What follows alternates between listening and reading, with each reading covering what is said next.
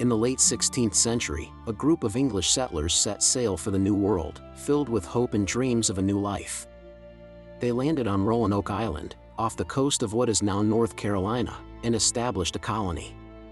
However, just 3 years later, in 1590, when a supply ship returned, the entire settlement of 115 men, women, and children had vanished without a trace. The only clue left behind was a single word, Croatoan, carved into a wooden post. What happened to the lost colony of Roanoke? This question has baffled historians, archaeologists, and amateur sleuths for over 4 centuries. It remains one of America's oldest and most chilling unsolved mysteries. The story begins in 1587 when Governor John White led the colonists to Roanoke. Among them was his own daughter, Eleanor Dare, and his granddaughter, Virginia Dare, the first English child born in the Americas. Life in the new land was fraught with challenges. The settlers struggled with dwindling supplies and strained relations with some of the local Native American tribes. Facing a desperate situation, Governor White decided to sail back to England to gather more provisions and reinforcements. He promised to return within a few months. But his journey back was delayed by unforeseen circumstances, including a naval war between England and Spain. When White finally managed to return to Roanoke Island in August 1590, on his granddaughter's 3rd birthday, he found an unsettling silence. The settlement was completely deserted. There were no signs of a struggle, no bodies, and no clues to indicate a battle or an attack. The houses and fortifications had been carefully dismantled, suggesting the colonists had not left in a hurry. The only tangible piece of evidence was the word Croatoan carved into a palisade post, and the letters CRO carved into a nearby tree. Croatoan was the name of a nearby island, now known as Hatteras Island, and also the name of a friendly Native American tribe that inhabited it. Before he left for England, Governor White had instructed the colonists that if they had to move, they should carve their destination into a tree or post. He also told them to carve a Maltese cross if they were in distress. There was no cross. This suggested to White that the colonists had moved voluntarily to Croatoan Island. He was prepared to sail there to find his family and the other settlers. However, a powerful storm was approaching, and his crew refused to risk the journey. Heartbroken, John White was forced to sail back to England, never to see his family or the colony again. So, what really happened to them? Over the centuries, numerous theories have emerged, each attempting to solve this enduring mystery. One of the most widely accepted is the assimilation theory.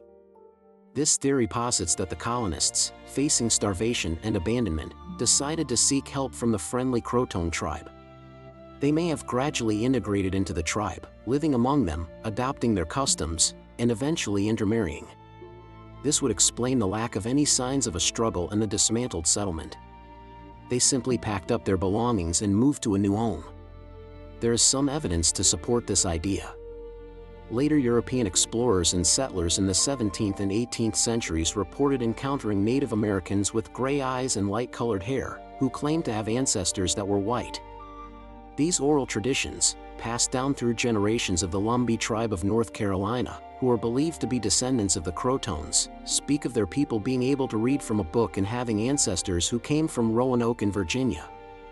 This theory suggests a story not of a tragic end, but of survival and adaptation, emerging of two cultures in the harsh landscape of the New World. However, not all theories point to a peaceful resolution.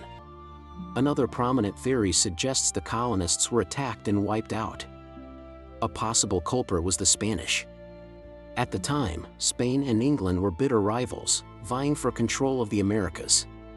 The Spanish had a significant presence in Florida and saw the English colony at Roanoke as a threat to their territories and shipping routes. Could a Spanish force have sailed north from their stronghold in St. Augustine and destroyed the settlement? The Spanish were certainly aware of the colony's existence and had discussed plans to eliminate it. However, there is no definitive Spanish record of such an attack. Furthermore, the lack of bodies or any signs of a battle at the Roanoke site makes this theory less plausible for many historians. It doesn't align with the orderly dismantling of the settlement. Another possibility is that they were attacked by a less friendly Native American tribe. While the colonists had good relations with the Croatoan, their relationship with other mainland tribes, like the Secotans, was tense. An earlier English expedition had created hostility, and it's possible that simmering resentments boiled over into violence once the colonists were left vulnerable and without their governor. This could explain their disappearance, but it still doesn't fully account for the single word, Croatoan, and the absence of the distress signal. For centuries, the mystery remained locked in speculation. But in recent years, modern archaeology has begun to shed new light on the fate of the lost colonists. Archaeological excavations on Hatteras Island, the location of the Croatoan village, have uncovered tantalizing clues. Digs led by the Croatoan Archaeological Project have unearthed English artifacts from the late 16th century mixed in with Native American pottery and tools. Items such as a small piece of a slate writing tablet, a sword hilt, and part of a firearm have been found. These objects are from the correct time period and suggest that at least some of the colonists did make it to the island and lived among the Croatoan people. This evidence strongly supports the assimilation theory. It paints a picture of the settlers relocating and starting a new life with their Native American allies. But that's not the whole story. More recent discoveries have complicated the narrative even further. In 2012, researchers examining a 16th century map drawn by John White himself, known as the Virginia Pars map, made a startling discovery. Using advanced imaging techniques, they found a symbol of a fort hidden under a patch on the map. This hidden fort was located about 50 miles inland from Roanoke, at a site called Site X near the confluence of the Chowan and Roanoke rivers. Could this have been a planned second location for the colony? Perhaps the colonists split into groups, with some going to Croatoan Island and others attempting to build a new settlement inland.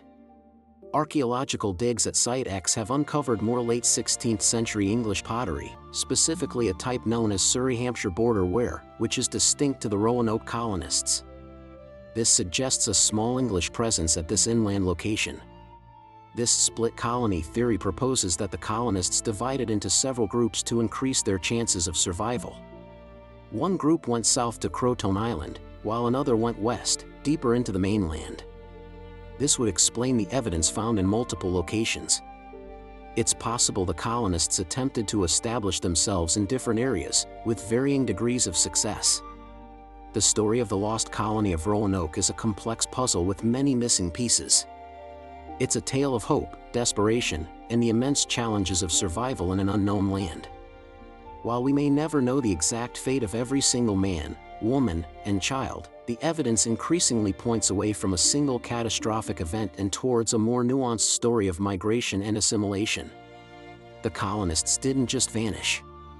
It seems they made a calculated decision to leave Roanoke Island and seek refuge among their allies, breaking into smaller groups to better survive.